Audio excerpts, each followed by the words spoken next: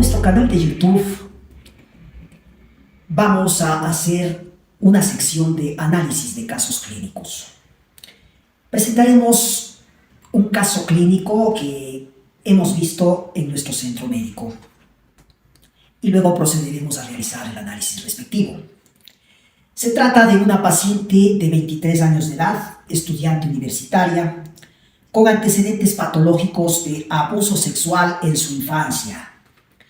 Refiere la presencia de varias crisis desde hace varios meses, caracterizadas por llanto y mirada fija, rigidez muscular y aparente desconexión con el medio ambiente, con una duración aproximada de 5 o 10 minutos que revierten en forma espontánea. Posteriormente a las crisis se presenta cefalea y somnolencia.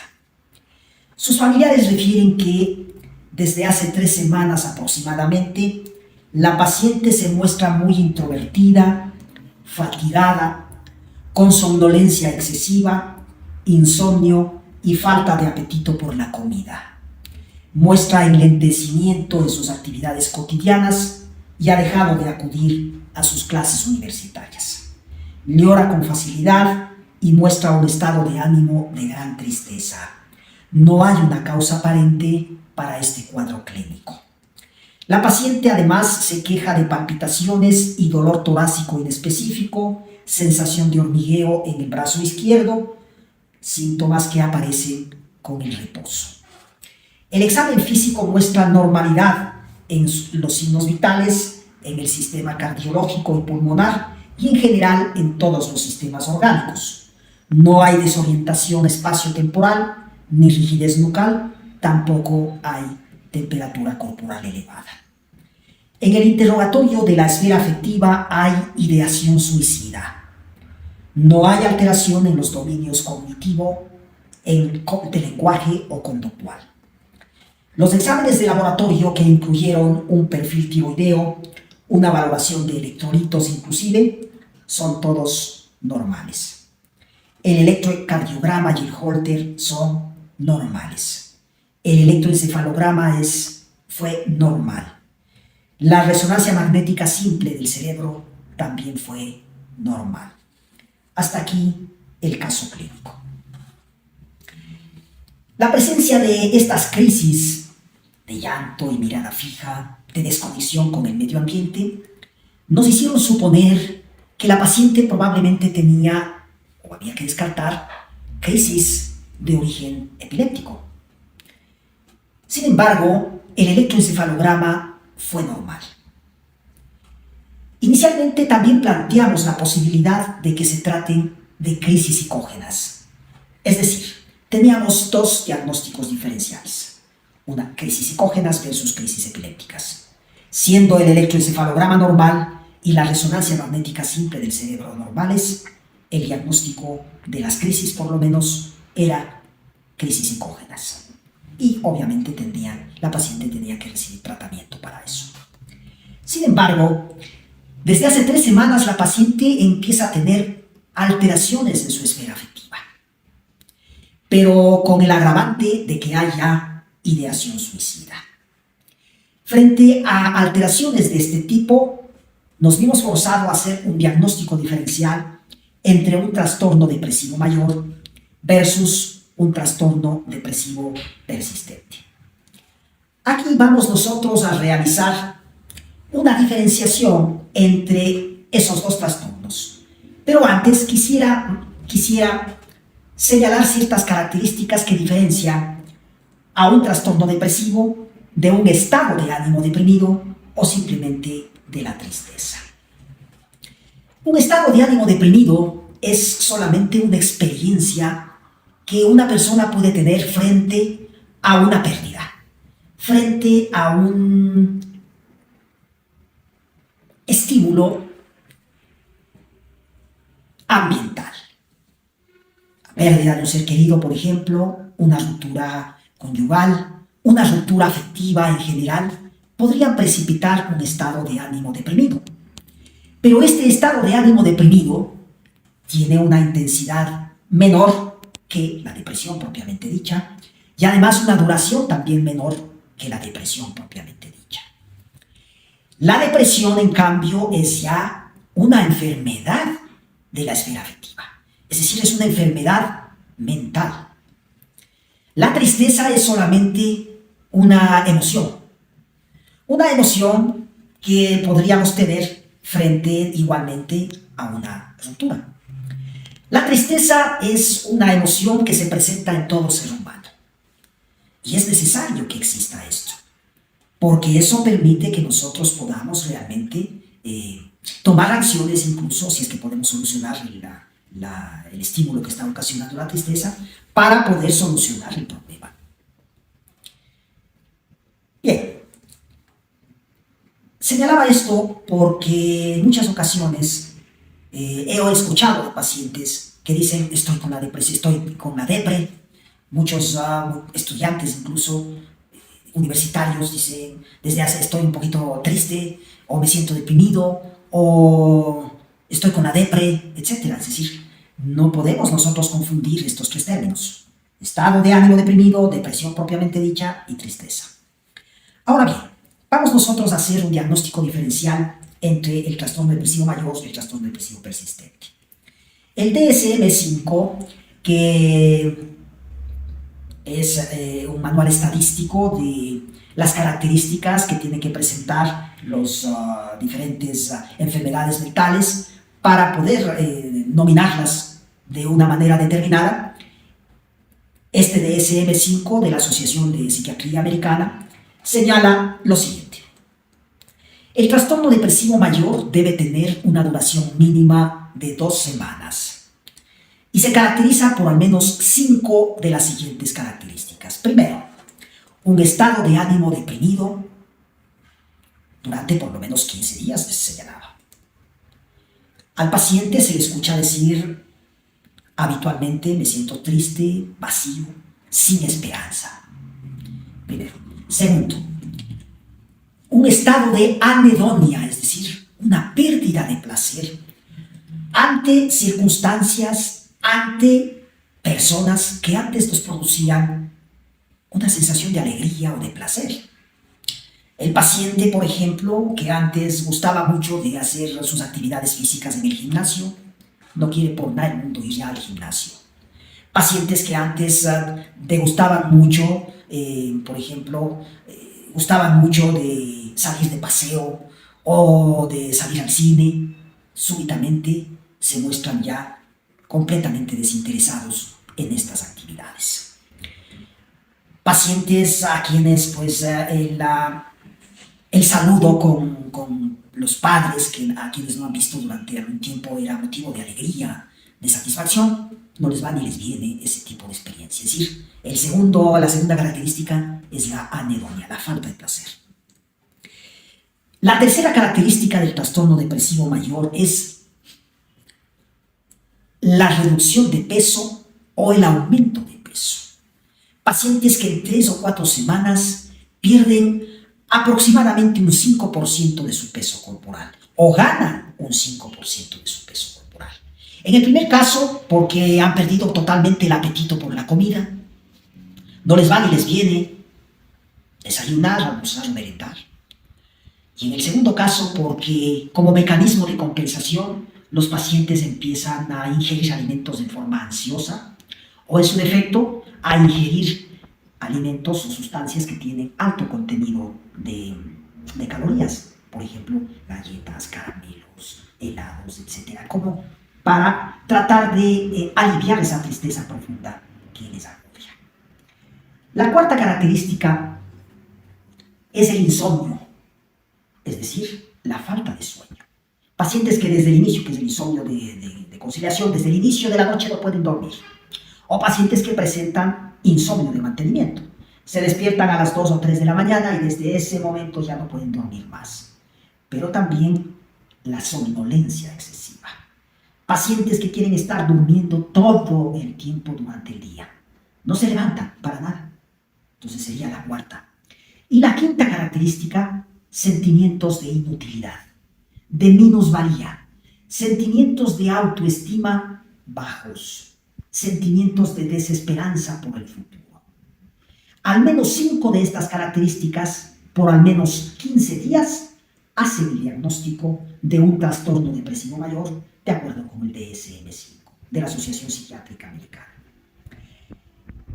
El trastorno depresivo persistente, como su nombre lo indica, implica que haya al menos dos de estas características señaladas por al menos 2 años. Obviamente, en el trastorno depresivo persistente, la intensidad y la duración de los síntomas es menor que en el caso del trastorno depresivo mayor. Pero hay una diferencia sustancial entre el uno y el otro. En el trastorno depresivo mayor hay ideación suicida, lo que no aparece en cambio en el trastorno depresivo persistente. ¿Qué es la ideación suicida? Es el pensamiento repetitivo en el sujeto de quererse matar. Cuando nosotros tenemos a un paciente de este tipo, es necesario primero determinar si es que, y averiguarle directamente al paciente, si es que esta idea suicida es pasajera o persistente. Si el paciente nos indica que hay una idea persistente de suicidio, tenemos que averiguarle al paciente cómo, es decir, si es que es solamente una idea de quererse matar, o si es que ya el paciente ha planificado una forma de matarse a sí mismo. Si es que el paciente señala que ya no quiere vivir y que ya incluso ha cavilado sobre cómo matarse, estamos frente a un paciente que requiere un internamiento inmediato en algún centro psiquiátrico. Tenemos que tomar medidas de seguridad con todos sus familiares para impedir que ocurra el acto suicida. Y dentro del internamiento del paciente es necesario que ya empiece a tomar medicamentos ya antidepresivos. Se preguntarán ustedes, bueno, ¿cuál sería en este caso el diagnóstico final de la paciente? Si esta paciente pues tiene 3 semanas de evolución, con estado de ánimo deprimido, con somnolencia excesiva, insomnio y falta de apetito, con enlentecimiento en las actividades cotidianas, el diagnóstico es ya obvio. Esta paciente está quejada de un trastorno depresivo mayor. Ahora bien, se preguntarán ustedes también cuáles son las causas de la depresión. ¿Por qué un paciente tan joven que tiene toda su vida por delante entra en un estado depresivo? Cuanto más que esta paciente concreta no tiene un trigger, un desencadenante ambiental. No es que ha tenido la experiencia de una ruptura afectiva con su enamorado, o tal vez una disensión en la familia, o problemas en los estudios, etc. No hay una causa aparente. En la mayoría de casos de trastorno, quizás en todos los casos de trastornos depresivos mayores no existe una causa desencadenante. Pero entonces, ¿cuáles son los factores predisponentes? Hay 6 factores predisponentes para el trastorno depresivo mayor. El primero, el temperamento. El temperamento es la predisposición genética de un individuo hacia la depresión. Dentro del temperamento existen varias cosas que hay que analizarlos en la anamnesis del paciente. Primero, la apertura que el paciente tiene hacia los demás. Pacientes que se muestran con poca apertura para establecer relaciones sociales, mayor predisposición para la depresión. Pacientes que no cuentan sus problemas a sus amigos porque además no tienen amigos o amigas, no tienen enamorados, etcétera, o enamoradas. No cuentan sus problemas. Es decir, la introversión también es un factor que podría contribuir al aparecimiento de la depresión, que es parte del temperamento. El neuroticismo es una tendencia a intensificar los sentimientos. Un estímulo que a un individuo no le causa problema porque lo enfrenta con facilidad. Estos pacientes tienen intensificada su sensibilidad para responder al problema. Tienen una excesiva conciencia además de sus problemas personales, de los problemas de la sociedad, etc. Y esos problemas generan un impacto mayor sobre su psiquis. Y hay otra característica importante en el temperamento. Hay una tendencia a agradar en algunos pacientes a los demás. Es decir, Se sienten demasiado frustrados cuando el paciente mismo no agrada a los demás. ¿Por qué? Porque realizó un comentario inapropiado, realizó una sugerencia, hizo una opinión en contra de una tesis que se había planteado, por ejemplo, por allí. Es decir, pacientes que tienen esta tendencia a excesiva a agradar a los demás tienen mayor predisposición por su temperamento a caer en la depresión. La segunda causa, digamos, de la depresión es el ambiente. La mayor parte de veces el paciente deprimido muestra antecedentes de abuso sexual o emocional en su infancia. Esta paciente, por ejemplo, de 23 años de edad, tiene un antecedente de abuso sexual en su infancia. Es decir, tenemos un ambiente nocivo para ella desde pequeñita. Además, existen ambientes de autoritarismo por parte de los padres. Padres excesivamente rígidos. Padres que disciplinan con castigos físicos o con castigos emocionales. Predisponen a sus hijos a la depresión. El exceso de disciplina en el hogar es nocivo para los hijos. Ni tanto, ni cuanto. Ni tanto que queme al santo, ni tanto que no lo alumbre. Es decir, hay que mantener como padres el estado de equilibrio para que nuestros hijos puedan desarrollarse adecuadamente. El tercer factor, la genética. Si nosotros tenemos familiares de primer grado, padres o hermanos con depresión, somos más proclives 4 veces aproximadamente a tener depresión. El quinto, los neurotransmisores. ¿Qué son los neurotransmisores? Los neurotransmisores son sustancias químicas que permiten la comunicación entre las neuronas a nivel cerebral. Tenemos 3 neurotransmisores: la dopamina, la serotonina y la norepinefrina. Alteraciones de los neurotransmisores cerebrales por déficit o incluso por exceso pueden predisponer al individuo al aparecimiento de la depresión.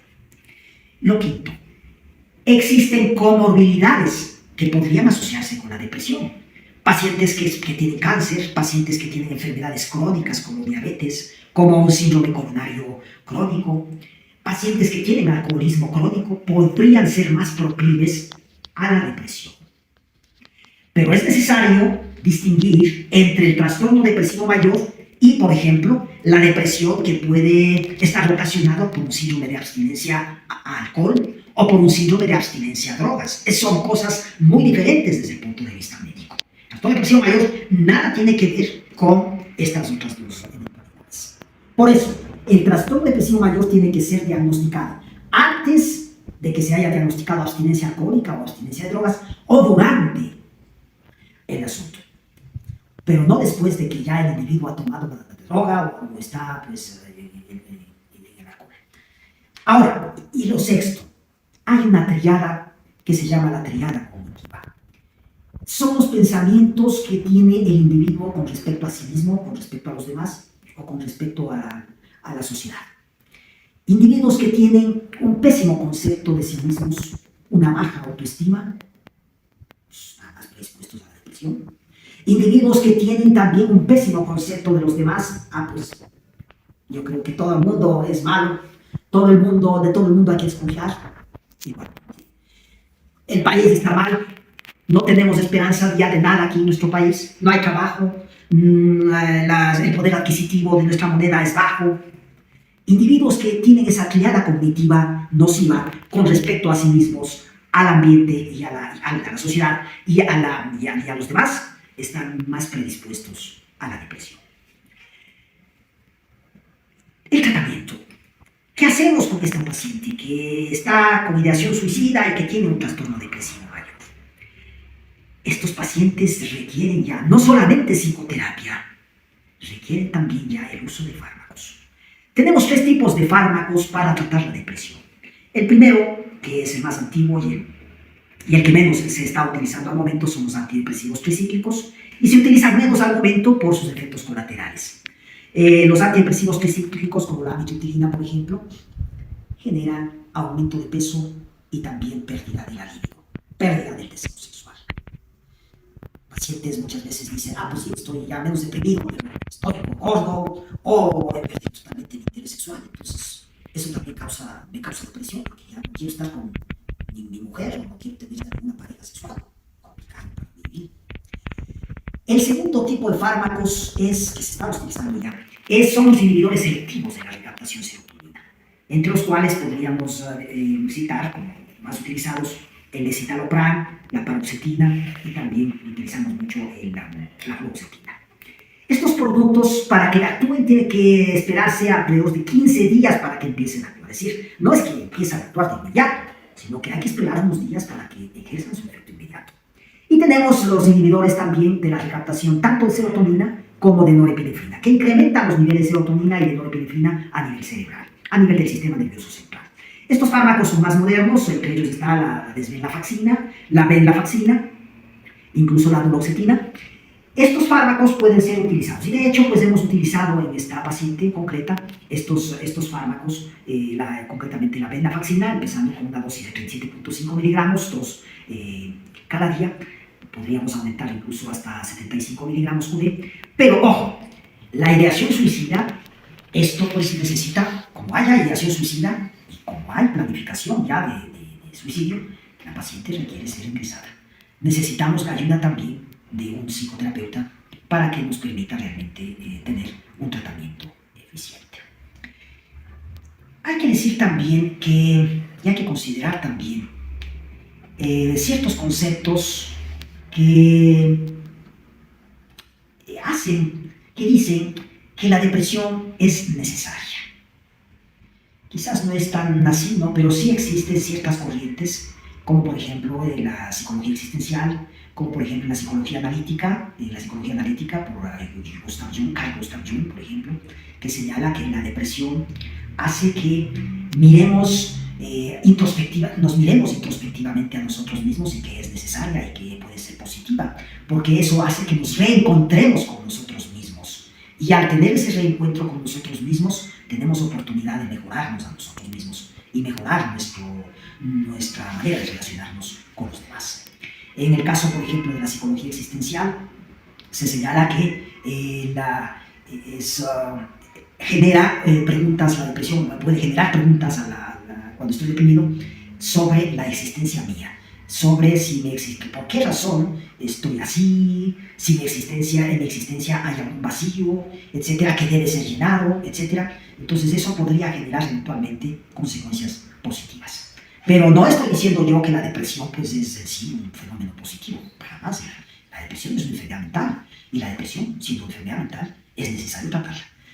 Está de más decir también aquellos consejos de que, pues tienes que superarte, tienes que tener fuerza de carácter, tienes que tener fuerza de voluntad, son completamente impertinentes en el caso de la depresión. La depresión es una enfermedad, como lo es una diabetes, como lo es un infarto del miocardio, etc.